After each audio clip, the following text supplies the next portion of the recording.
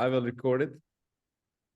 Hello, everyone, or good morning, good day, whatever. We're here to try to evaluate AWS billing costs. So let me share my screen. And as we already start discussion, Clement, long story short, we just think we want to get one information for you, which actually is crucial for us. Do you need the historical data? You said no, but we need just to do double check. Why? Because it's crucial for us as we want to choose the proper trajectory for an implementation. If you don't need historical data, you want to see that just the current state of billing, it's perfect option for us from technical perspective for maintaining. The drawback of that solution is we are not able to see the historical data, but you say you have kind of workaround for that, right? That's correct, or? Yeah, basically our first requirement is to have the billing data one in the warehouse, and let's say that as a first version, it is completely fine to imagine that if we have a problem with the data, we will go back to the source system. So in this case, back to the S3 bucket and to the files and to the raw data. So and even probably back to the we would go back to the AWS dashboards that are already there in the admin console to check on data consistency or cost or anything that would go wrong. So maybe in the next iteration, maybe in the next quarter, something like that, we will need snapshots, but for this first version, it's not needed.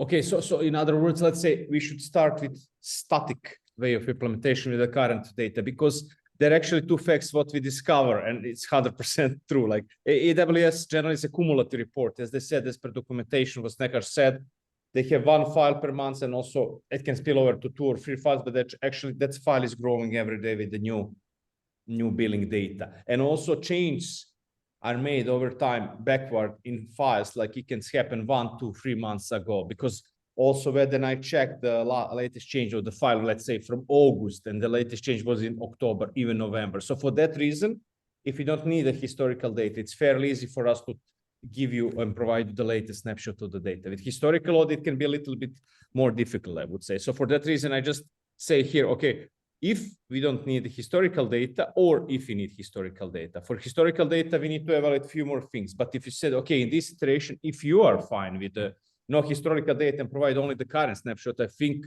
we're fine then, right? That's Snehansh, what do you think? Sorry. Yeah, so if no historical data, then we are pretty good. It's straightforward. It should be a straightforward implementation for Clement to pick up the latest row all the time, whatever is present in those raw files. That's what the no historical will do. With historical, we'll have to load this data into SF and keep it like, keep all the things like duplicated with time, and in prep layer, build a type 2 kind of thing, which says that this row has modified from this to this to this, like that, a little history over there. But as Clement said, they don't need it. Then I think we can go with external table, provide him the raw data, and then we see from there how it takes the next iteration. Because with external table, the benefit is that you will see instantly that what has changed, but you will not be able to. You will be able to see what is the current state. You will never be able to track on what has changed from yesterday to today. So that's one thing. If that's not the use case, then we are good. Yes, and also I want to add here, and despite the option we want to implement, we should properly document everything in handbook, just for you, Clement, and your colleagues and business partners, also for us to know the logic. After a couple of months, we can forget what we are talking about today. So in that case, just my suggestion, anyone of us will do a proper handbook explanation, like, okay, data for this provider, AWS billing data is using the latest version of the data because of this, and that. And in that case, if something changed in the future, we also should update the documentation. So just my thought on this point.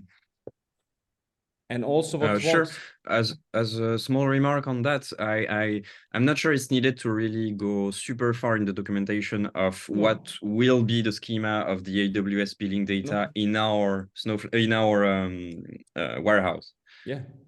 I more think about the logic, how we technically implement from data engineering perspective without detail, because I know you're an expert in that. In that case, I will avoid that part, because I'll say, okay, we load this data with the latest snapshot, because sometimes you load STD2, like, okay, I want to keep the history. In this situation, it's not the case in this iteration, so let's documented, like more logic, not about the structure and volume granulation of the data. In that case, you have a really great level of autonomy to do a modeling in DBT as you want, or to share the data as per your use case. Just want to keep this remark for us, for data engineers mainly, right?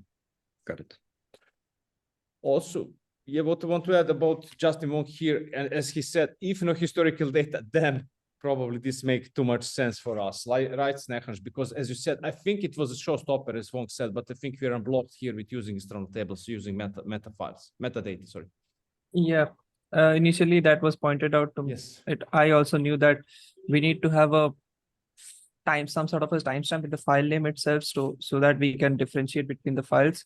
But I think now with the metadata last modified, we can proceed with the external tools option now.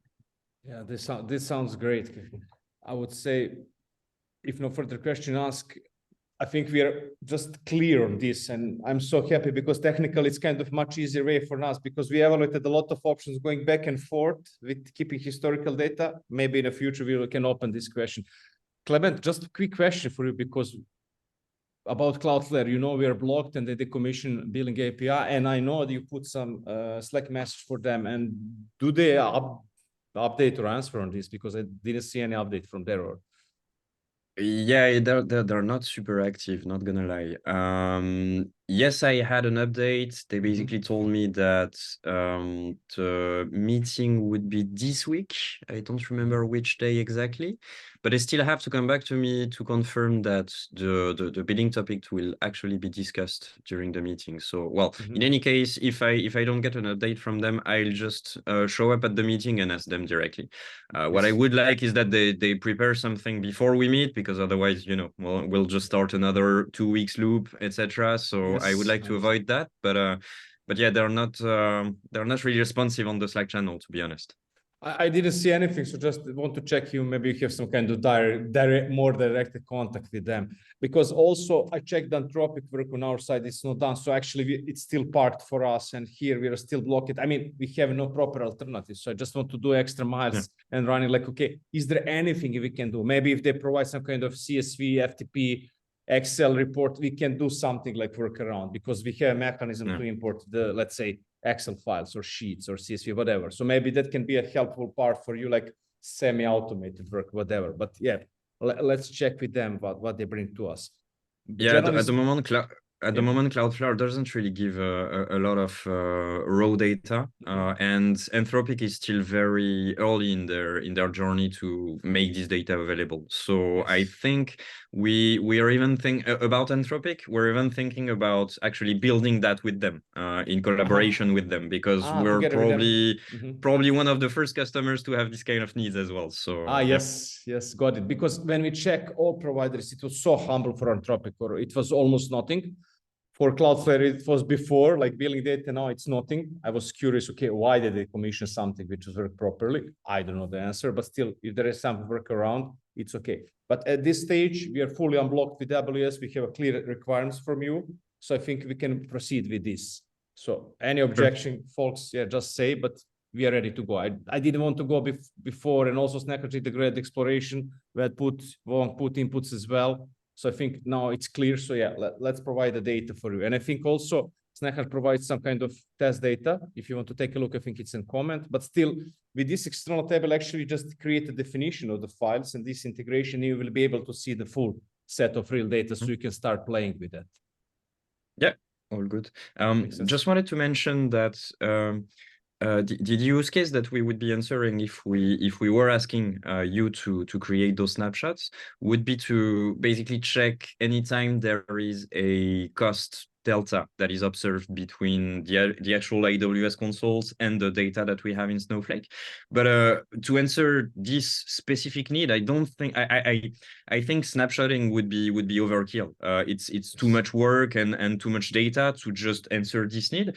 And so very low value. And so coming back to just the need that we would have there, is there, and I would like just us to start thinking about it. It's not part of this ingestion issue, but we would be able to answer this need by just checking, like, let's say, and testing the models that we have in Snowflake. Let's say a simple test would be, what are the costs during the last month compared to what the API from AWS returns. And is it the same, roughly the same, at least at $1 difference is fine? Okay, the test is green. If not, then the test would be red, we would be alerted, and then I would go back to the source data to check what's wrong.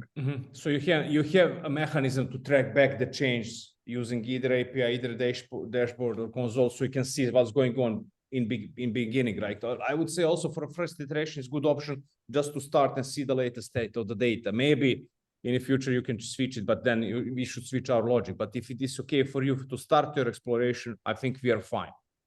That is how it is. Just wanted to mention that fact that at the moment, if we want to just respect this requirement, we would go for the full snapshot solution, when actually just a small test suite, just testing what is the value coming from the API, what is the value coming from our Snowflake, would be enough for then triggering our manual actions and our checks that would create more issues, declare an incident or whatever. I understand.